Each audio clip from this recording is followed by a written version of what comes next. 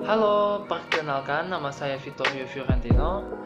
Apa kabar kalian semua? Semoga dalam keadaan sehat dan selalu bahagia ya. Jadi hari ini saya ingin bercerita mengenai bahasa dan budaya suku Tionghoa yang ada di Indonesia. Pada zaman dulu ada sebuah kekaisaran yang mengalami keruntuhan yang masa itu dipimpin oleh dinasti Ming pada tahun 1644 yang kemudian digantikan dan didirikan kembali oleh dinasti Qing. Pada masa dinasti Qing, perdagangan Tiongkok dengan Asia Tenggara kembali dibuka yang dimana sebelumnya ditutup.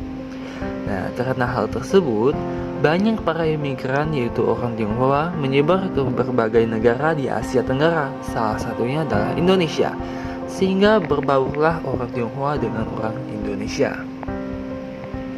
Nah, di Indonesia pasti kebanyakan sudah tidak asing, bahkan ada beberapa yang paham dengan bahasa Tionghoa. Ada banyak bahasa Tionghoa, di antaranya ada bahasa Teochew, Hakka, Hokkien, dan Kantonis. Bahasa yang paling sering didengar dan digunakan oleh orang Tionghoa di Indonesia adalah bahasa Teochew dan bahasa Hakka. Nah, menurut sejarah, tempat asal mula orang Teochew berada di Tiongkok, provinsi Fujian. Dan kemudian pada abad ke-9 sampai 15, mereka berpindah ke bagian pesisir Kwantung dikarenakan kelebihannya populasi. Nah, dengan berpisah dari Fujian, orang Teochew akhirnya bertetangga dengan daerah orang Hakka. Karena penyebaran dan pembaruan orang Teochew dan Hakka menyebabkan populasinya semakin banyak. Maka tidak heran jika bahasa ini sering didengar dan bahkan ada beberapa orang Tionghoa yang paham dengan bahasa tersebut. Nah, berikut adalah contoh bahasa Teochew. Nah, artinya, jadi orang harus memiliki pendirian. Nah, kalimat ini merupakan kalimat yang sering disebutkan dalam sehari-hari untuk mengingatkan agar berpegang pada pendirian kita demi tanggung jawab yang harus dilaksanakan. Nah, berikut adalah contoh bahasa Hakka. Ngai hong ngahi tu hi seliong, artinya bangun tidur ku terus mandi. Nah, bicara mengenai budayanya, Chinese New Year penuh dengan legenda.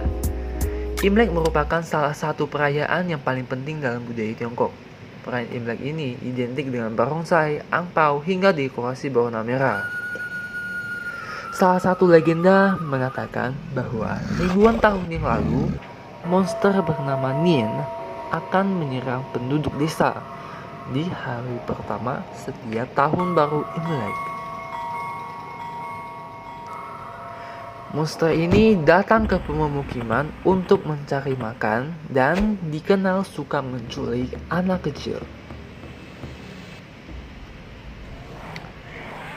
Warga sangat ketakutan setiap kedatangannya, berlari dan bersembunyi di dalam rumah. Kemudian datanglah seorang lelaki tua yang bijaksana mengetahui bahwa monster itu takut dengan suara keras, cahaya terang, dan warna merah. Kemudian ide terlintas di benak mereka. Orang-orang mulai mendesain dekorasi warna merah, memasang lentera merah, dan gulungan merah di jendela dan pintu.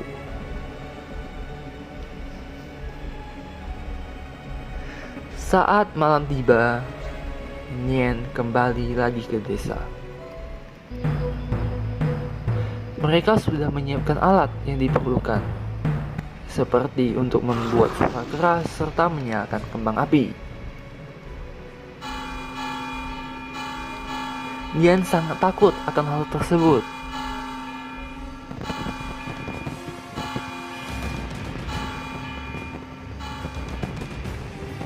Nien tidak tahu harus kemana karena telah dikepung.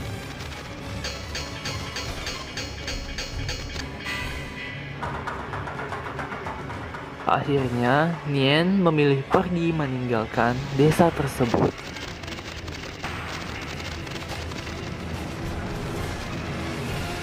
Hore! Penduduk desa telah berhasil mengusir Nien dari desa mereka. Nah, sejak saat itu dikatakan bahwa Nien tidak pernah datang lagi. Maka dari itu, sampai sekarang Imlek dirayakan dengan petasan, kembang api, dan pakaian, serta dekorasi berwarna merah. Tentunya juga ada atraksi barongsai sebagai simbol yang dapat mengusir roh jahat serta membawa kemakmuran, kebahagiaan, dan kedamaian. Tidak lupa dengan tarian naga, karena naga merupakan simbol keberuntungan di Tiongkok. Nah, jadi itulah cerita singkat mengenai bahasa dan budaya Tionghoa yang ada di Indonesia. Sekian dari saya, terima kasih.